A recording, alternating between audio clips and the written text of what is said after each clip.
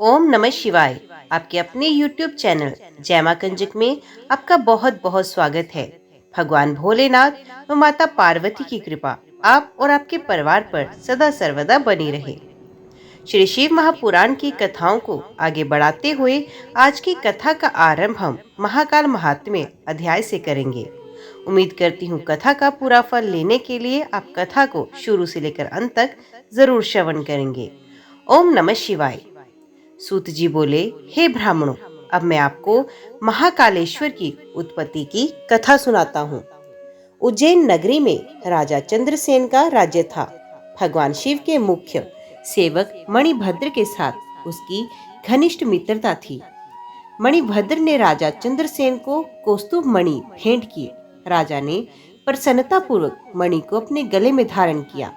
वे कौस्तुभ मणि सूर्य के समान चमकती थी, जिसे देखकर अन्य राजा चंद्रसेन से ईर्ष्या रखने लगे।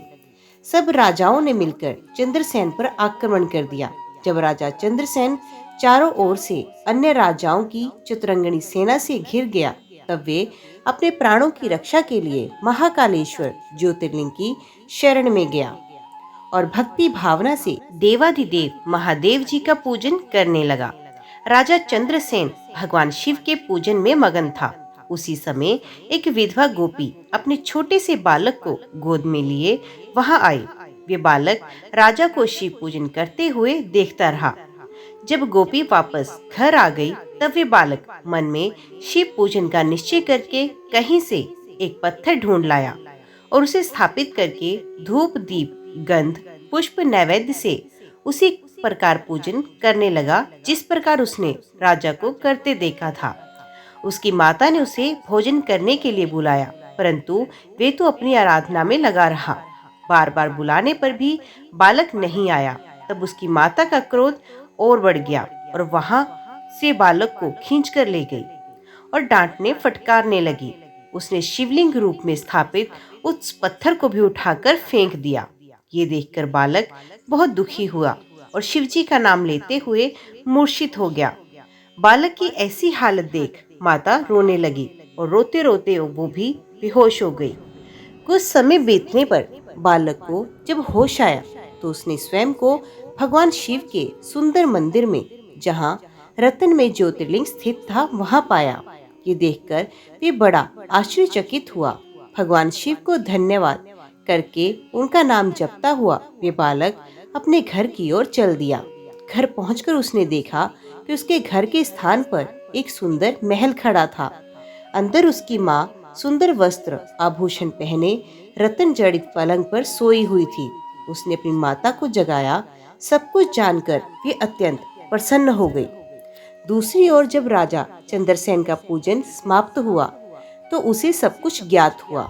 राजा अपने मंत्रियों को साथ लेकर गोपी के पास पहुंचा। वहां उन्होंने उत्सव किया। शीघ्र ही ये समाचार पूरे नगर में फैल गया। जब चंद्रसेन के शत्रु को यह पता चला कि उसकी नगरी पर भगवान शिव की विशेष कृपा है, तब उनके शत्रु को ये समझ आ गया कि राजा चंद्रसेन महाकालेश्वर का परम भक्त है, इसलिए हम उसे कभी जीत नहीं सकते। वे सब राजा चंद्रसेन से मित्रता करने हेतु उस गोपी के घर चले गए। वहां पहुंचकर उन्होंने शिवजी का पूजन किया और राजा से मित्रता कर ली। तभी वहां हनुमान जी ने प्रत्यक्ष दर्शन दिए। हनुमान जी को सामने पाकर सबने हाथ जोड़कर उन्हें प्रणाम किया। हनुमान जी ने उस बालक को गले लगाया और बोले, इस संसार का कल्याण करने वाले भगवान शिव हैं। वे भक्त वत्सल और सदा ही अपने भक्तों पर कृपा दृष्टि रखते हैं। इस बालक ने सच्चे मन से शिवजी की स्तुति की, जिससे प्रसन्न होकर शिवजी ने इसके सभी दुखों को दूर किया। इस लोक में सभी सुखों को भोगकर इसे मोक्ष की प्राप्ति होगी। ये 8वां महायज्ञ पुरुष होगा और नंद नाम से जाना जाएगा। भगवान विष्णु जब कृष्ण का अवतार लेंगे तो इसी के घर में निवास करेंगे। ये कहकर वे अंतर्ध्यान हो गए। तत्पश्चात सब राजा विदा लेकर अपने अपने नगर को चले गए। राजा चंद्रसेन विधि पूर्वक महाकालेश्वर का पूजन करने लगे और इस लोक में सभी सुखों को भोगकर अंत में मोक्ष पद को प्राप्त हुए। सूत जी बोले, हे विप्रगण, प्राचीन काल में श्री नारद जी ने गोकर्ण क्षेत्र में भगवान शिव का पूजन किया। फिर वे विंध्याचल पर्वत पर गए। विंध्याचल ने उनका आदर सत्कार किया और उन्हें उत्तम आसन पर बिठाया। स्वयं भी वे नारद जी के पास बैठ गए। तब नारद जी कहने लगे, विंध्याचल तुम निश्चय ही महाबलशाली और विशाल हो। सभी पर्वत तुम में व्याप्त हैं, परंतु सुमेरु पर्वत का अपना अलग ही अस्तित्व व पहचान है। यद्यपि तुम में सभी गुण विद्यमान हैं, परंतु फिर भी सुमेरु की बराबरी तुम नहीं कर सकते। नारद जी के वचन सुनकर विंध्याचल पर्वत को बहुत दुख हुआ और वे सोचने लगा, मेरा जीवन तो व्यर्थ है। जब मैं किसी के कोई काम नहीं आता तो मुझे अपने जीवन को सुधारना चाहिए। ये विचार कर वे भगवान शिव की शरण में गया। विंध्याचल में ओंकारेश्वर जाकर वही समीप में भगवान शिव का पार्थिव लिंग स्थापित किया और विधि विधान से भक्ति पूर्वक उसकी नियमित आराधना करने लगा। वे घंटों शिव जी के चरणार विंदों के ध्यान में मगन रहता। इस प्रकार उसे शिव जी का ध्यान और तप करते हुए बहुत समय बीत गया। एक दिन उसकी तपस्या से प्रसन्न होकर देवादिदेव भगवान शिव ने उसे साक्षात दर्शन दिए तथा उसकी कामना जाननी चाहिए। शिव जी बोले, विंध्याचल मैं तुम्हारी भक्ति भावना से प्रसन्न हूँ, वर मांगो। भगवान शिव के निर्मल वचनों को सुनकर विंध्याचल की खुशी का कोई ठिकाना ना रहा। उसने अपने आराध्य देव की स्तुति आरंभ की। फिर बोला, हे कल्याणकारी भगवान शिव, यदि आप प्रसन्न हैं तो कृपया कर मेरी बुद्धि को शुद्ध करें और मुझे श्रेष्ठ विचार प्रदान करें। भगवान आप यहीं पर निवास कर इस जगत का कल्याण करें।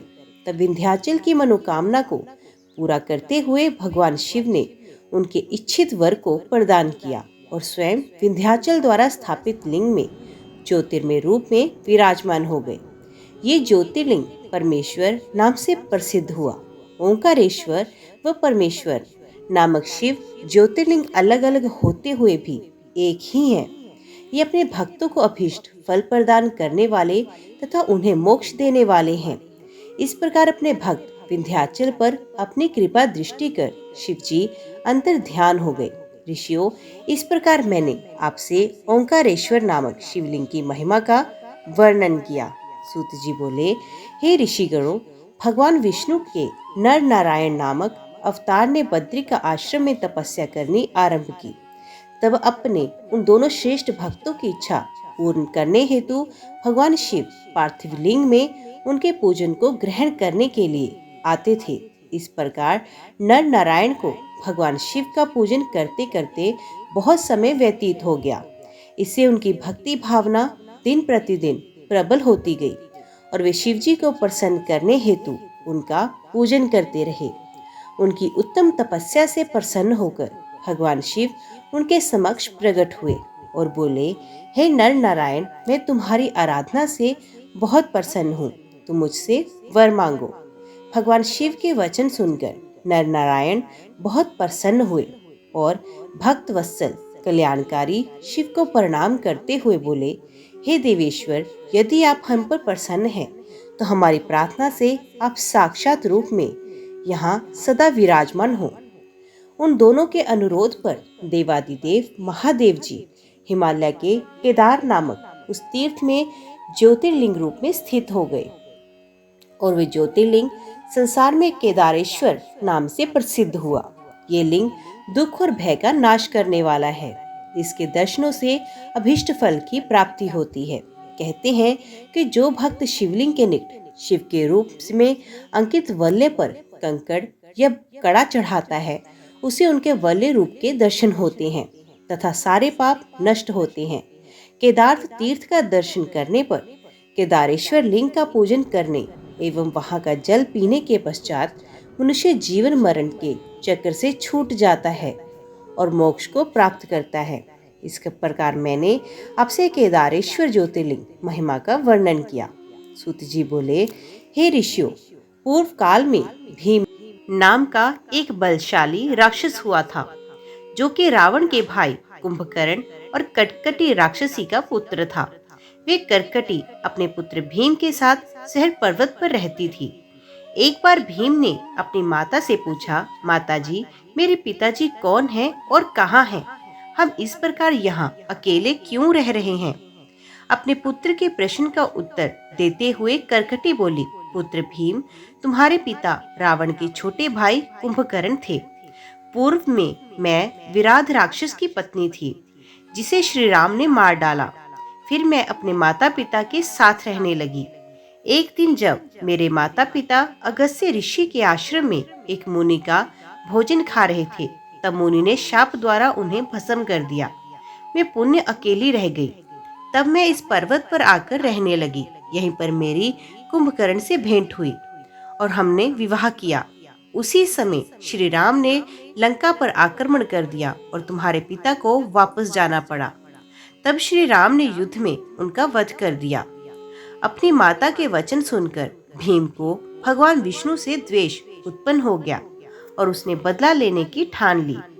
वे ब्रह्मा जी को प्रसन्न करने के लिए कठोर तपस्या करने लगा।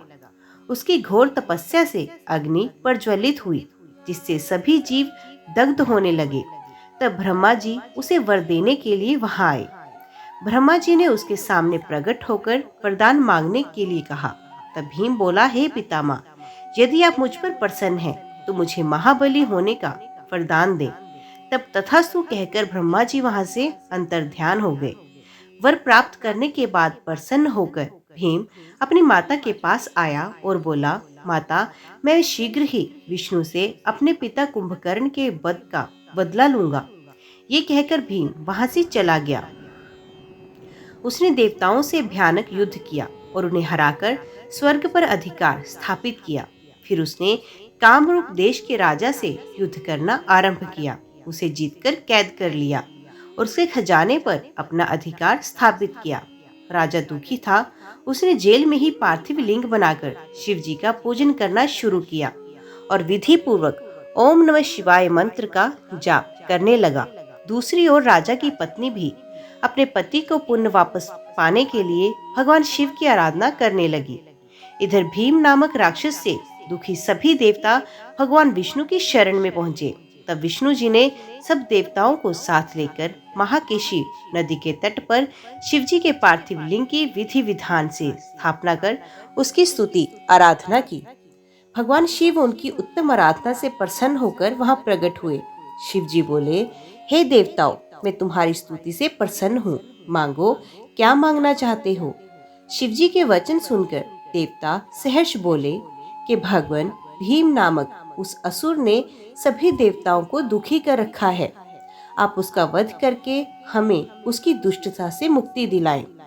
देवताओं को इच्छित वर प्रदान कर शिवजी वहां से अंतर्ध्यान हो गए। देवता बहुत प्रसन्न हुए और जाकर राजा को भी सूचना दी कि भगवान जल्दी ही तुम्हारे शत्रु भीम का नाश कर तुम्हें मुक्त करेंगे। सूत जी बोले, हे ऋषिगणों, अब मैं आपको भीम शंकर ज्योतिर्लिंग के महात्म्य के बारे में बताता हूँ।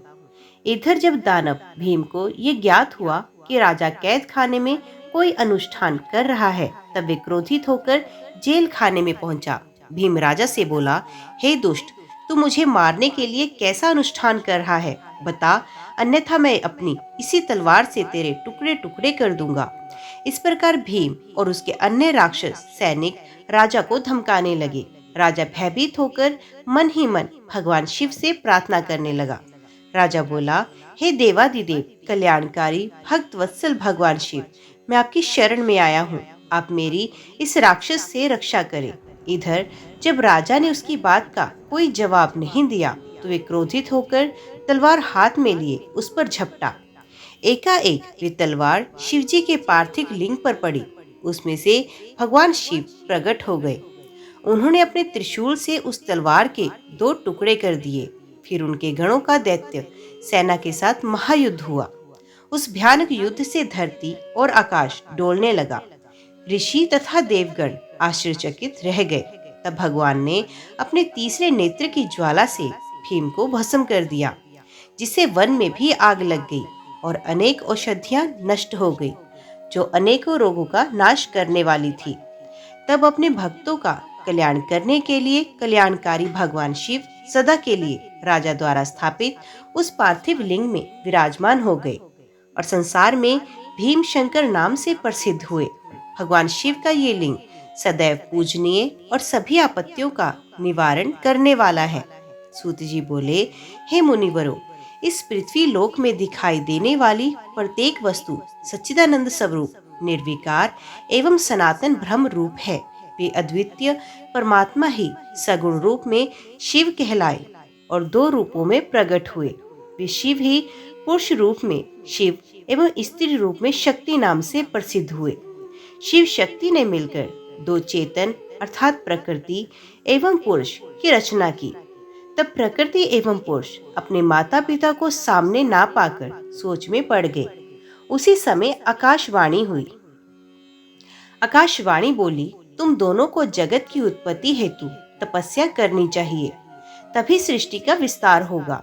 वे दोनों बोले, हे स्वामी, हम कहाँ जाकर तपस्या करें? यहाँ पर तो ऐसा कोई स्थान नहीं है जहाँ तपस्या की जा सके।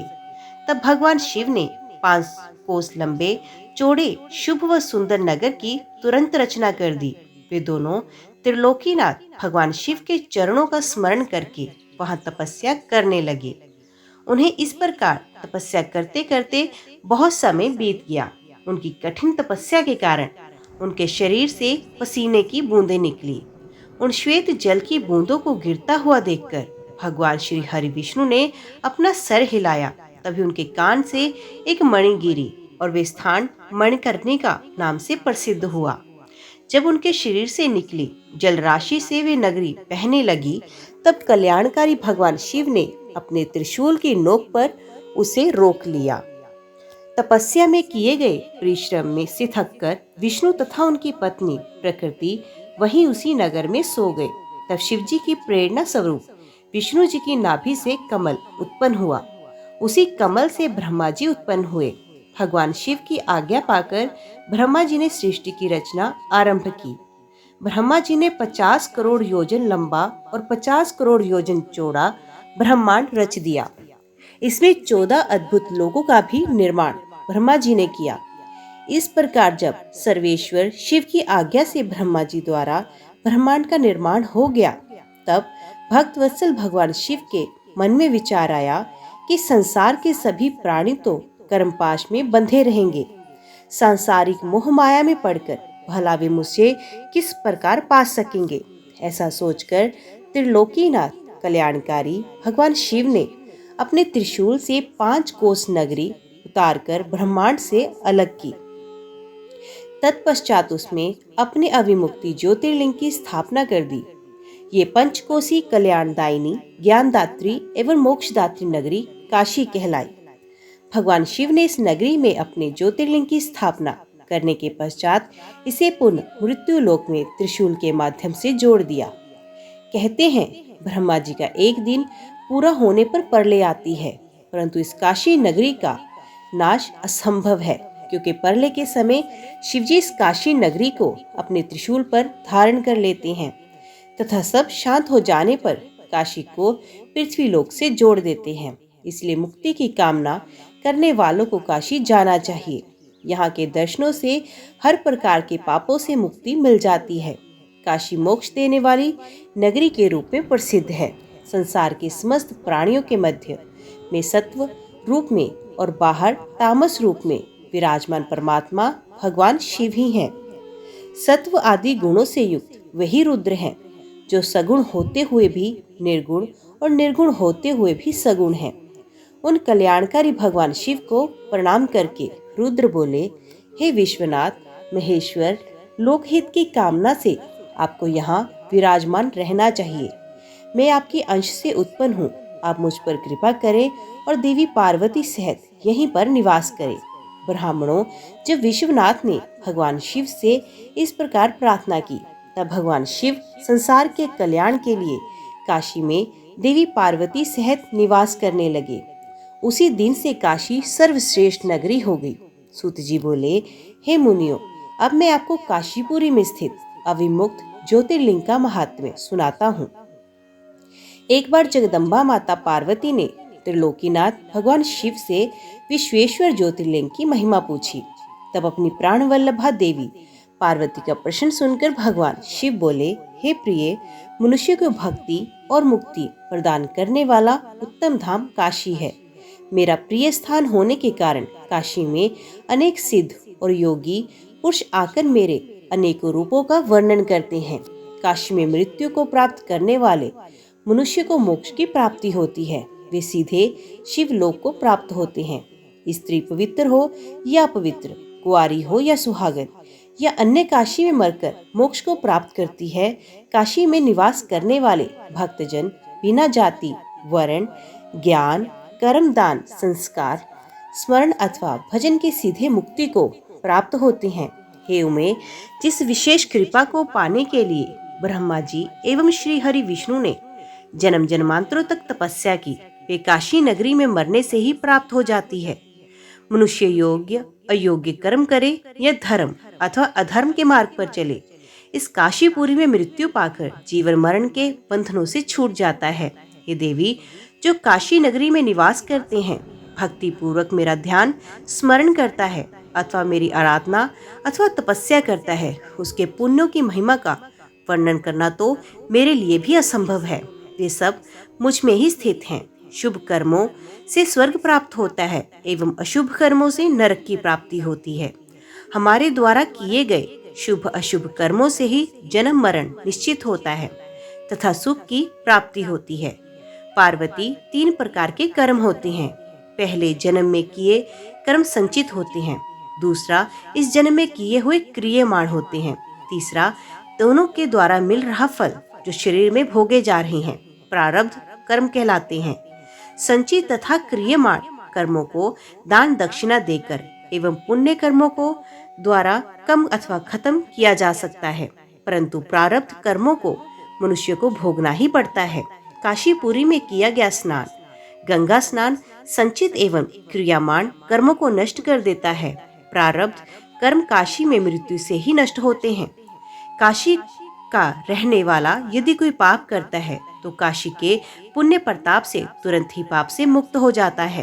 हे ऋषिगणों, इस प्रकार काशी नगरी एवं विश्वेश्वर लिंग का महात्म्य मैंने आपको सुनाया, जो कि भक्तों एवं ज्ञानियों को भोग और मोक्ष प्रदान करने वाला है। ओम नमः शिवाय। आज की वीडियो में इतना ही। उम्मीद करती हूँ वीडियो आपको पसंद आई होगी। वीडियो पसंद आई हो तो वीडियो को लाइक और चैनल को सब्सक्राइब जरूर कीजिएगा। ओम नमः शिवाय लिखकर कमेंट बॉक्स में अपनी हाजिरी लगवाना ना भूलिएगा। तो मिलते हैं अगले अध्याय के साथ। तब तक के लिए देखते व सुनते रहिए। जय मां कंजक, जय माता दी।